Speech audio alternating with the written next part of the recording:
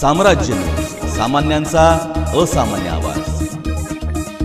अन्न व औषध प्रशासन विभागाचे सहाय्यक आयुक्त साहेबराव देसाई तसेच अन्न सुरक्षा अधिकारी चन्नवीर स्वामी व उमेश भुसे यांच्या पथकाने बार्शी येथील रिजवान रहमान तांबोळी यांच्या मालकीच्या messrs MH traders, Lata talkies शेजारी बार्शी, जिल्हा सोलापूर तसेच किरण शंकर कल्याणी यांच्या मालकीचे मेसर्स गजानन ट्रेडर्स, आडवा रस्ता गणपती मंदिर जवळ बार्शी, जिल्हा सोलापूर या 2 पेढीवर धाड टाकून प्रतिबंधित अन्न पदार्थाचा साठा जप्त करत धडाकेबाज कारवाई केली आहे।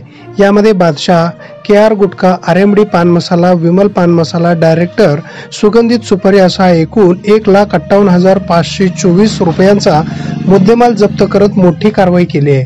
तसेच या प्रकरणी अन्न सुरक्षा अधिकारी चन्नवीर स्वामी यांनी या भागातील नियमित पुरवठादारांवर कायदेशीर कारवाई करत गुन्हे दाखल केले आहेत।